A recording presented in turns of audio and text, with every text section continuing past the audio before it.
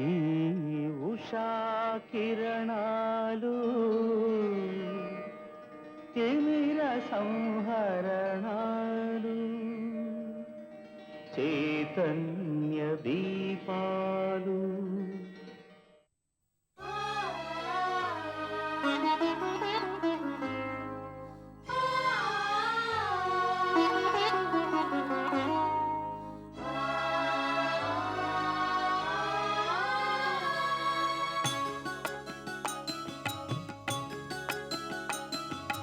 యుగ యుగాలుగా ఇగిరిపోని గంధం కాలదోషమే పట్టని కమ్మని గ్రంథం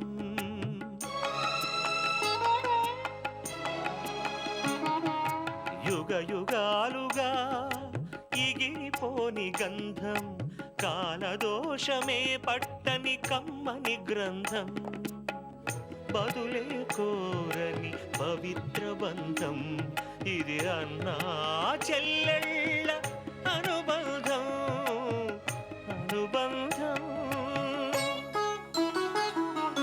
యుగ యుగాలుగా ఇగిరిపోని గంధం కాలదోషమే పట్టని కమ్మని గ్రంథం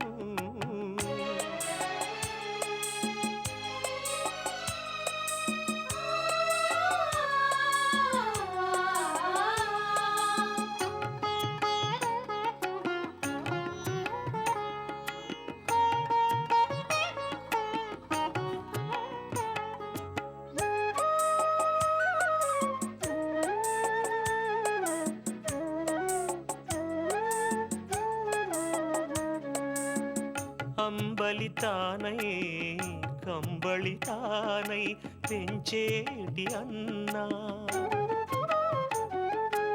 ఆప్యాయతలో అతను కన్న తల్లి కన్నా మిన్నా హృదయమే ప్రమిదగా అనురాగపు సమిధగా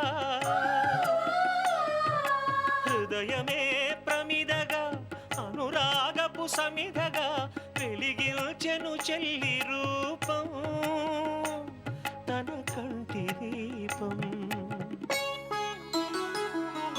యుగ యుగాలుగా ఎగిరిపోని గంధం కాలదోషమే పట్టని కమ్మని గ్రంథం బదులే కోరని పవిత్ర బంధం ఇది అన్నా చెల్లెళ్ళ అనుబంధం అనుబంధం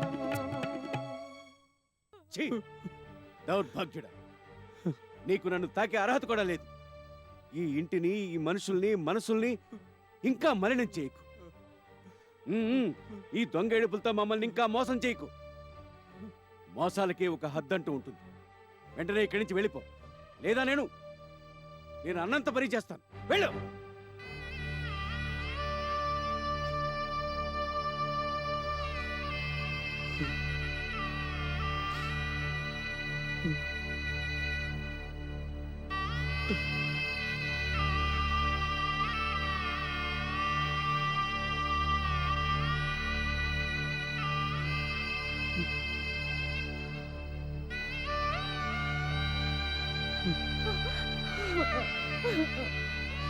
వద్దు. వెనక్కి తిరిగి చూసినా, వెనకడుగు వేసినా నేను అనంత పని చేస్తాను. వెళ్ళు. మళ్ళీ ఇంకెప్పుడు ఇంటి ఛాయలు కూడా నాకు.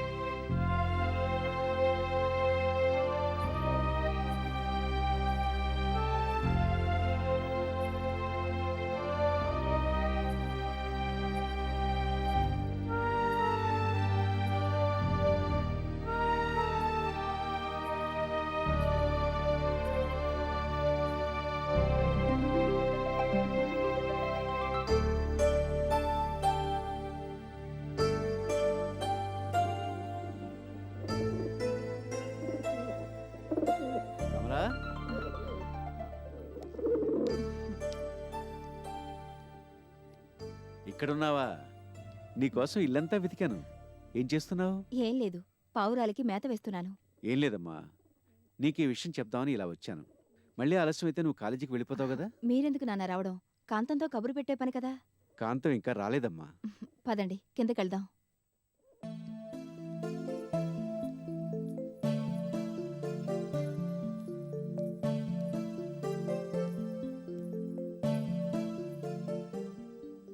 చెప్పండి నాన్న. ఏం లేదమ్మా, రాత్రి నువ్వు చెప్పిన దాని గురించి బాగా ఆలోచించాను.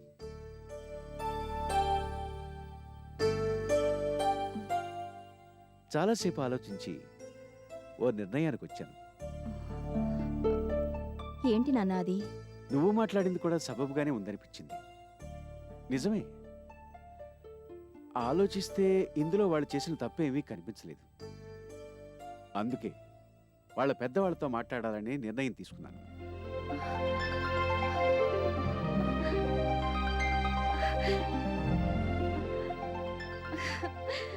వాళ్ళిద్దరినీ పిలిచి చెప్దామనుకుంటున్నాను. ఈ సలహా ఇచ్చింది నువ్వే కాబట్టి ముందు నీకో ముక్క చెప్దామనుకున్నాను. చాలా చాలా మంచి నిర్ణయం తీసుకున్నారు నాన్న. You are really great. కాదమ్మా, నాకు ఈ సలహా ఇచ్చింది నువ్వే కాబట్టి ఇది నీకే వర్తిస్తుంది. నేనిలా మనసు మార్చుకున్నానని తెలిస్తే వాళ్ళెంత సంబరపడిపోతారో. అవునన్నా, వెంటనే కబురు పెట్టించి ఈ విషయం చెప్పండి. వాళ్ళ ఆనందానికి అవధులనేవే ఉండవు. అవునమ్మా. ఎక్కడికమ్మా హడావుడిగా వెళుతున్నావు? ఇప్పుడే వచ్చేస్తానన్నా.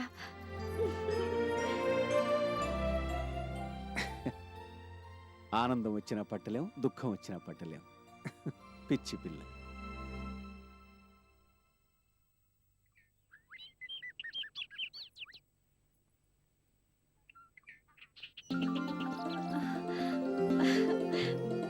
రాము, రాము,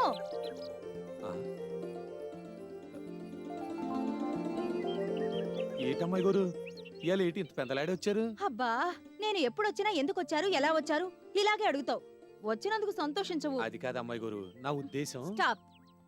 ముందు నేను చెప్పేది విను. ఏటమ్మాయి గారు, ఎన్నడూ లేంది ఇవాళ ఇంత ఆనందంగా ఉన్నారేటి? ఏటైంది? చదువుల్లో పట్టు మార్కులు వచ్చాయా? కాదు, జీవితంలోనే వచ్చాయి. పెద్ద పరీక్షలో పాస్ అయ్యాను. అదేటమ్మాయి గారు, అదేం పరీక్ష? మీరు చెప్పేది నాకేటి అర్థం కావటం లేదు. నీకు ఎప్పుడు ఏది అర్థమైంది కనుక చెప్పేది విను. సరే చెప్పండి, వినకపోతే ఊరుకోరు కదా. ఇవాళ నేను చాలా పెద్ద సమస్య పైన పోరాడి గెలుపు సాధించాను. అబ్బా, చెప్పేదేదో అర్థమయ్యేలా చెప్పండి అమ్మాయి గారు. అయితే విను. మీ మూలంగా మీ తల్లిదండ్రులకి ఎంత తలవంపులు. నలుగురు నానా రకాలుగా అనుకుంటుంటే వాళ్ళు ఎలా భరిస్తారు?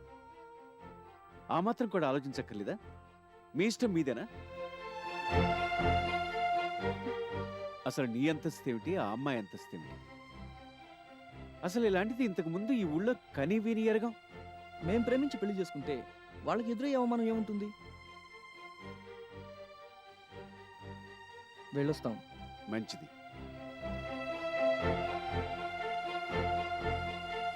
అది కాదు నాన్న, మీరే ఆలోచించండి. వాళ్ళు చేసిన తప్పే ఉంది. వేరు వేరు కులాల్లో పుట్టడం వాళ్ళు చేసిన తప్ప? ఒకళ్ళనొకళ్ళు ఇష్టపడ్డారు, ప్రేమించుకున్నారు. మనసుకి ప్రేమకి ఈ సమాజం కల్పించే అడ్డుగోడలేవీ తెలియవు కదా. వాళ్లకు తెలియకుండానే వాళ్ళిద్దరూ ప్రేమలో పడ్డారు. జీవితాన్ని పంచుకోవాలని కోరుకుంటున్నారు. ఎన్ని కష్టాలు ఎదురైనా సరే ఇద్దరూ ఒకటిగా బతకాలనుకుంటున్నారు. అది మనమందరం అభినందించదగ్గ విషయమే కదా. అంతగా చెప్తున్నావు కదా, మళ్ళీ ఆలోచిస్తాను. నువ్వు మాట్లాడింది కూడా సబబుగానే ఉందనిపించింది. నిజమే, ఆలోచిస్తే ఇందులో వాళ్ళు చేసిన తప్పేమీ కనిపించలేదు. అందుకే వాళ్ళ పెద్దవాళ్ళతో మాట్లాడాలని నిర్ణయం తీసుకున్నాను.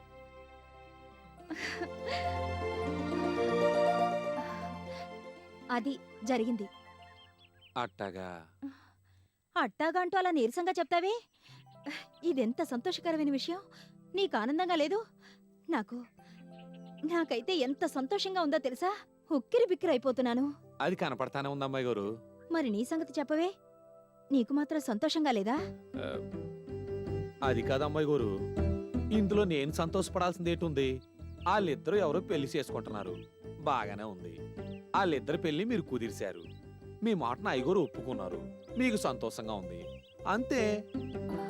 అంతే ఏంటి అంత తేలిగ్గా తేల్చి పారేశావు? అంటే నీకు ఏమాత్రం సంతోషం లేదా? ఇందులో నేను సంతోషపడాల్సింది ఏటుంది అమ్మాయి గారు? మీరు మరీను ఏడ్చినట్టే ఉంది. ఇదే నీతో వచ్చిన గొడవ. ప్రతిదీ విడమర్చి చెప్పాలి. పొట్టి మట్టి బుర్రా. అంతే కదా అమ్మాయి గారు. నేనేమన్నా మీలాగా చదువుకున్నానా ఏమన్నానా? దీనికేం చదువుతో సంబంధం లేదు. కాస్త కామన్ సెన్స్ ఉంటే చాలు. అయినా నీకెలా అర్థమవుతుందిలే. నీ బుర్రని ఆ దేవుడు బంకమట్టితో తయారు చేశాడు. సరే, నా సంగతి వదిలేయండి. మీకు అర్థమైంది కదా, చెప్పండి. ఇంకేం చెప్పనయ్యా బాబూ, నీకింకా ఎలా చెప్పాలి? ఒక కులం కాని వాళ్ళని, అంతస్తుల్లో తేడా ఉన్న వాళ్ళని జంటగా చెయ్యడానికి నాన్నగారు ఒప్పుకున్నారు. అంటే ఆయన దృష్టిలో అందరూ సమానమే అని తేలింది కదా. ఈ కులమత భేదాలు, అంతస్తుల్లో తేడాలేవి ఆయన పట్టించుకోరన్నమాట. ఆయనదెంత విశాలమైన మనస్తత్వం అర్థం కావడంలా?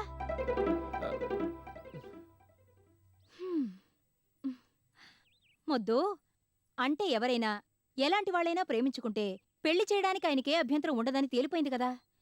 ఇప్పుడు సంతోషంగా అనిపించడం లేదు? అంతా అర్థమైంది గానీ ఇందులో నేను సంతోషపడాల్సింది ఏటుంది అమ్మాయి గారు? ఎంత ఆలోచించినా అర్థం కావడం లేదు. కర్మ కర్మ. ఆలోచించడానికి అక్కడ అసలు బ్రెయిన్ ఉంటే కదా. ఆ? ఎక్కడ దొరకవయ్యా నాకు? ఇక నీకు చెప్పడం నా వల్ల కాదు. ఏటో అమ్మాయి గారు, ఏదేదో మాట్లాడతారు, అర్థం కాలేదనంటే మళ్ళీ నా మీద ఇసుక్కుంటారు. నేనే చేసేది? ఏం చేయనక్కర్లేదు మహాప్రభు. మళ్ళీ ఇంకెప్పుడు ఇటువంటి వార్తలు మోసుకొని నీ దగ్గరికి రాను. బుద్ధొచ్చింది, లెంపలు వేసుకుంటున్నాను చూడు. అయ్యయ్యో అమ్మాయి గారు, అదేటి? అదంతే. ఇక ముందెప్పుడు ఇలా చేయను. తప్పైపోయింది. ఇక నీ పని నువ్వు చేసుకోనైనా. వెళ్ళొస్తా. అది కాదు అమ్మాయి గారు, నేను చెప్పేదేనండి.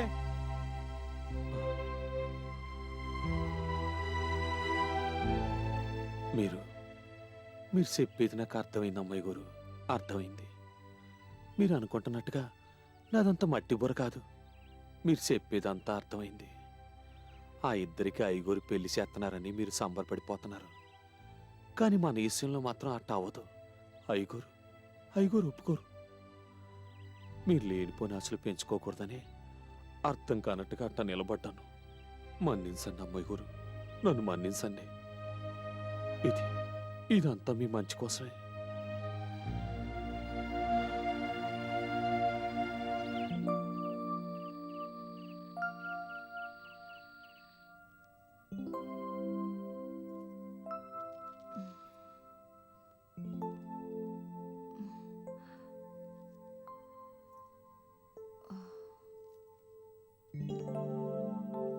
అమ్మాయి గారు, అమ్మాయి గారు, ఆ ఏంటి కాంతం?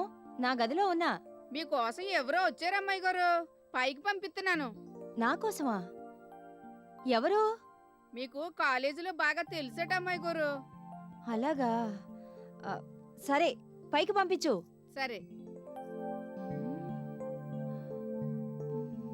హాయ్.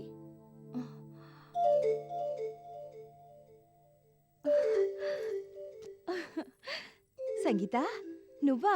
ఎస్, నేనే. ఆశ్చర్యంగా ఉంది కదూ? ఏంటిది?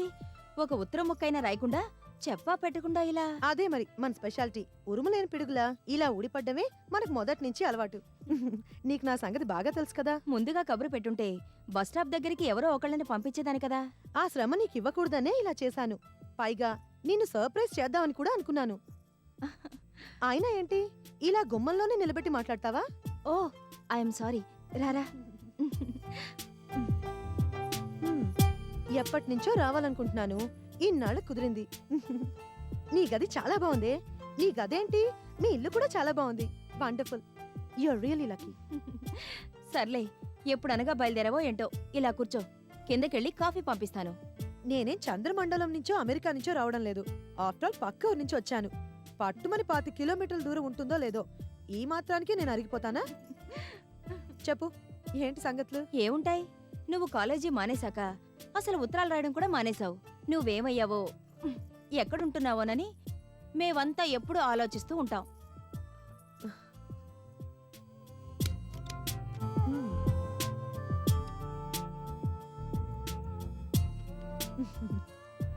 ఇదిగో, దీన్ని నీకోసమే తీసుకొచ్చాను. ఏంటది? మొన్న మా అన్నయ్య సిటీ వెళ్ళినప్పుడు తీసుకురమ్మని చెప్పాను. నాకు ఇలాంటిదే ఒకటి ఉంది. వేసుకుంటే నీకెంత బాగుంటుందో చూడు. ఏమో నాకు ఇలాంటి డ్రెస్సులు ఇష్టం ఉండవు. అబ్బా, నువ్వేం మారలేదు. అయినా ఈ రోజుల్లో కూడా నీలాంటి వాళ్ళు ఉంటారన్న విషయాన్ని నిన్ను చూస్తేనే నమ్మగలరు. అయినా ఈ 21st సెంచరీలో కూడా ఈ ముస్లిం టేస్ట్లేంటి? హాయిగా కొత్త కొత్తవని వేసుకుంటూ లైఫ్ని ఎంజాయ్ చేయాలి. సర్లే, ఆనందం అనేది మనిషిని బట్టి మనసును బట్టి ఉంటుంది. నీకు ఆనందాన్ని కలిగించేది నాకంత ఆనందాన్ని కలిగించకపోవచ్చు. It's all relative. అమ్మా తల్లి, సందు దొరికితే చాలు ఇలా లెక్చర్లు ఇచ్చేస్తావు. సర్లే, నీతో నాకు గొడవ దేనికి గాని నీకిష్టం లేకపోతే ఒక మూలను పడేసి ఉంచు.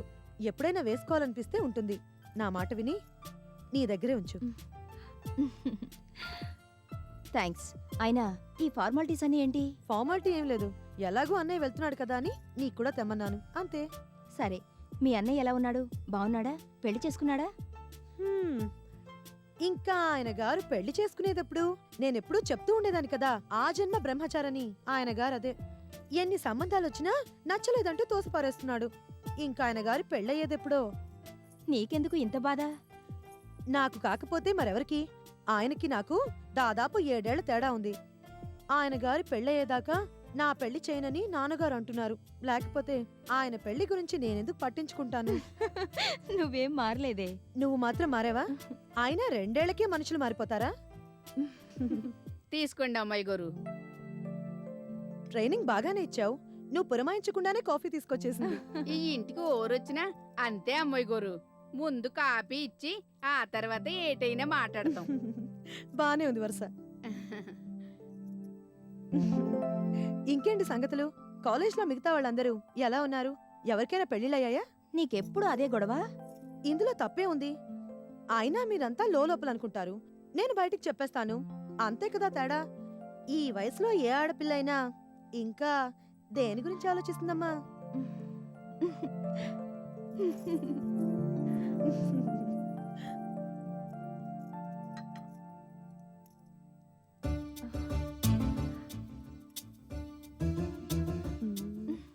అబ్బా, ఇదంతా సిగ్గే. అయినా నేనేం పెళ్లి చూపులకొచ్చిన పెళ్లి కొడుకుని అనుకున్నావా? ఇంతలా ఇదైపోతున్నావు. అబ్బా ఉండవే, నీతో వేగలేం. మనుషుల ప్రాణాలు తోడేస్తావు.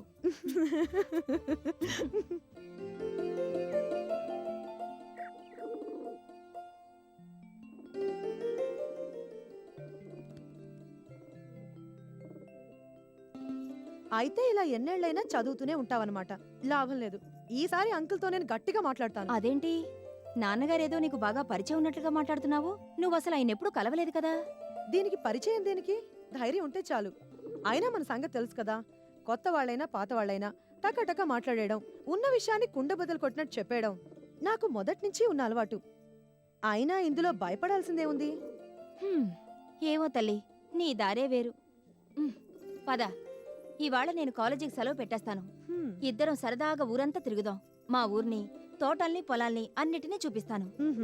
చూడ్డానికి ఏముంటాయి, మా ఊరిలాగానే ఉంటుంది మీ ఊరు కూడా. సర్లే, ఏదో సరదాగా అటు ఇటు తిరుగుదాం, సరేనా? సరే, నీ మాట ఎందుకు కాదనాలి, నీ ఇష్టం.